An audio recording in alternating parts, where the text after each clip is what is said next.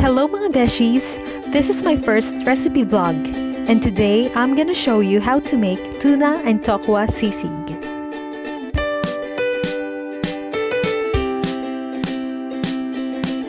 Ito po ang mga ingredients na gagamitin natin for this recipe.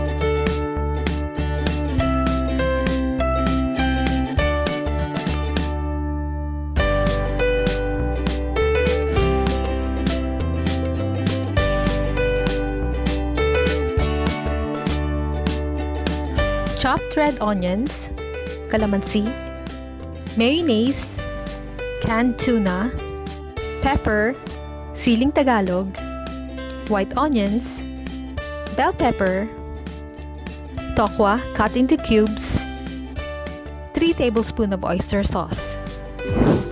Let's start cooking! Canola oil ang ginamit ko for deep frying. Make sure na mainit na yung mantika bago niya ihulog ang tokwa para hindi siya dumikit sa pan at maganda ang pagkaluto. I-fry lang po natin yung tokwa hanggang sa maging golden brown.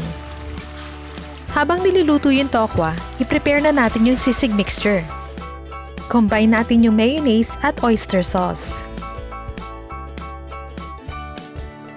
Then, add the calamansi juice.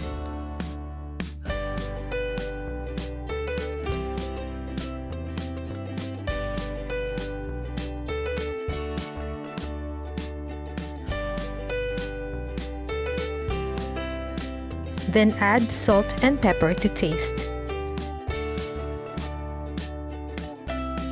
Halu-haluin lang natin siya hanggang sa mabalance lahat ng lasa. Then tikman nyo kung okay na yung lasa. Pwede kayo magdagdag ng liquid seasoning or soy sauce. Okay na yung tokwa, so iahon na natin.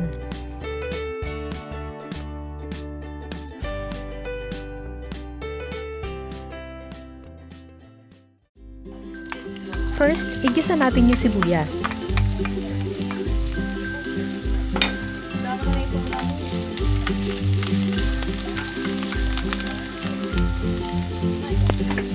Then, yung bell pepper.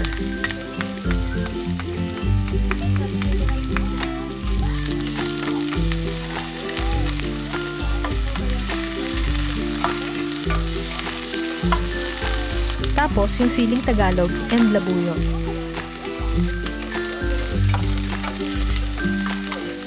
Then, you can add the canned tuna.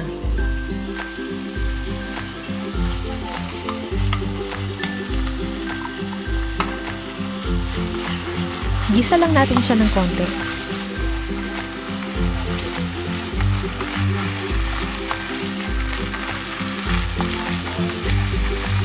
Tapos, i-add na natin yung white onions.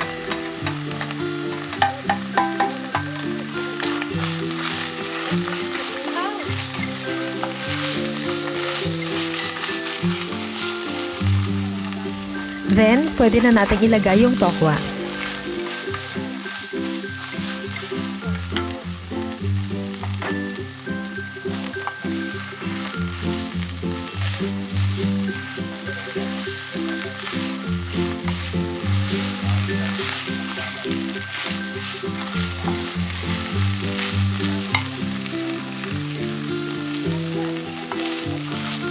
Dinagdag ko na yung natirang oyster sauce para mas lalong lumasa.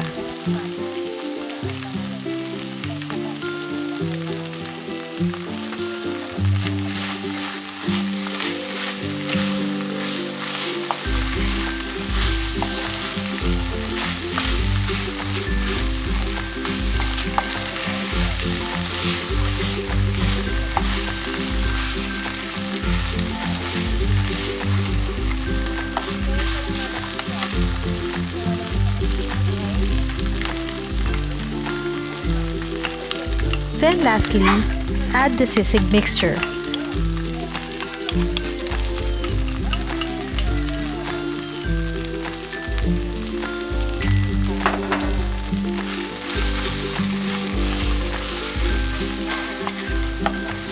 Halu-haluin lang and let it cook for 3 minutes.